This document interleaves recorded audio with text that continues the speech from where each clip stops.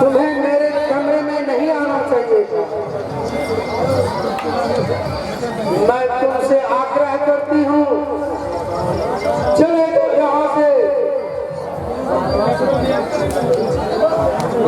मैं आज जमने के लिए नहीं आया हूँ। आ जाओ मेरे पास। यहाँ क्यों आए हो तुम लोगों ने दिन का चैन को ले लिया, अब रात का भी चैन लेने आए हो। मैं कहती हूँ यहाँ से चले जाओ, वरना क्या करना भी शोर मचाना बेटी यही ना, लेकिन तुम्हारी आवाज कमरे की दीवारों से दम तोड़ देगी। यही ना, सुनने वाला कोई नहीं होगा।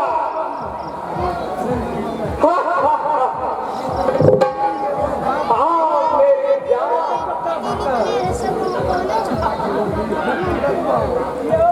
यहाँ कोई नहीं होगा। माँ और पिताजी बाहर गए हैं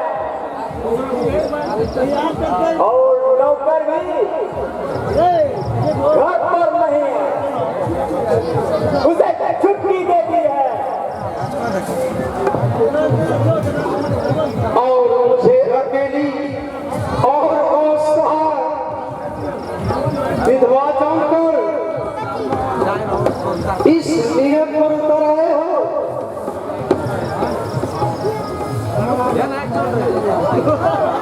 कौन कहता है तुम विधवा हो? अभी भाभी, तुम्हारा रूप तो सद्भाव को भी मौत दे रहा है। फिर ना जाने कितनी विधवाएं मेरे आगोश में आकर मेरी रानी बन चुकी है। रानी,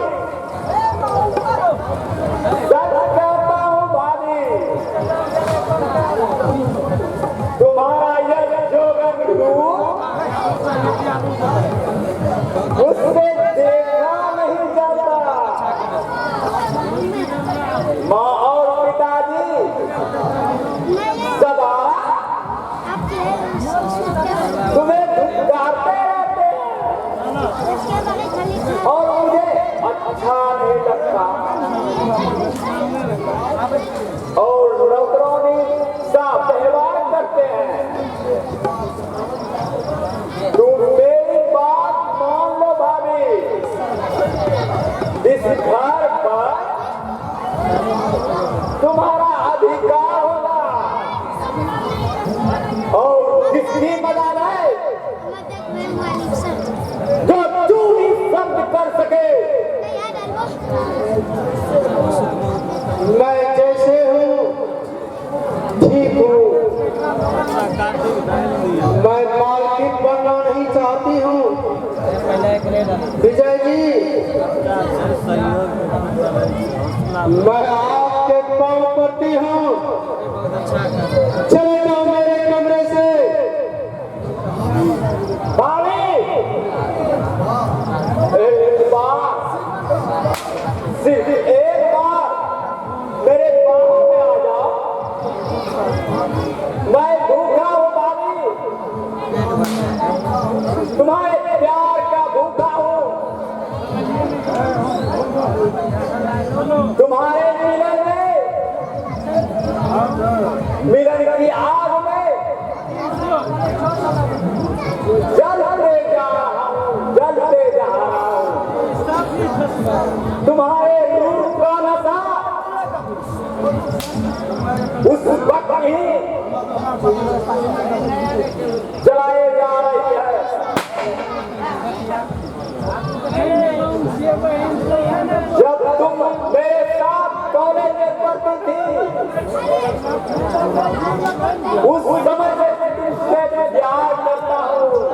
बीती हुई बातों को भूल जाओ विजय। कैसे भूल जाऊं बाबू? इसी दिन के लिए मैंने शेखर से दुश्मनी बोल ली और विजय से टकराकर और नामों निशान मिटा दिया और उसे घर छोड़ने पर मजबूर किया। आओ भाभी, मेरे पास आओ। तो तुम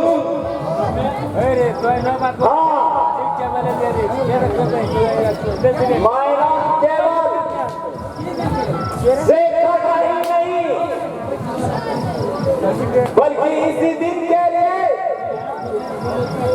मैंने अपने भाई को खिलौना बनाया है। खिलौना जब चाहा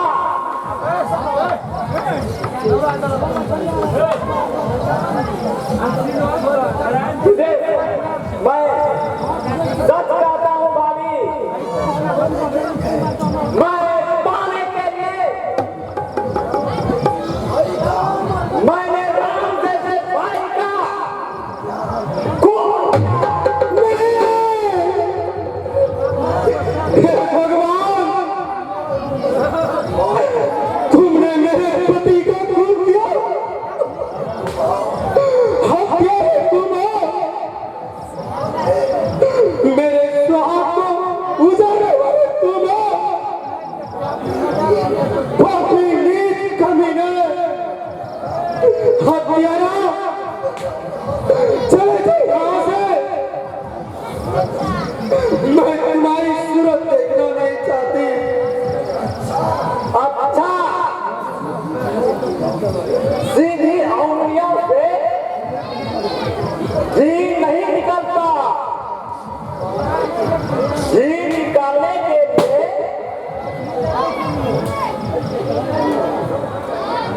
उंगली टेढ़ी करनी पड़ती है।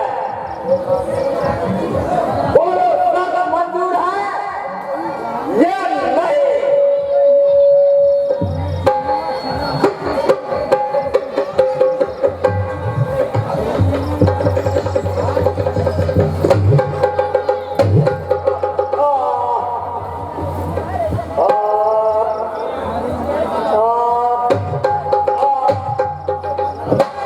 तुमने अवला नारी को कमजोर समझ कर रखा है। मुझ धोती कमल कलपति अवला को तुमने देखा था। आओ तुम चंडी रूप देखोगी। पूरा भिजा लगे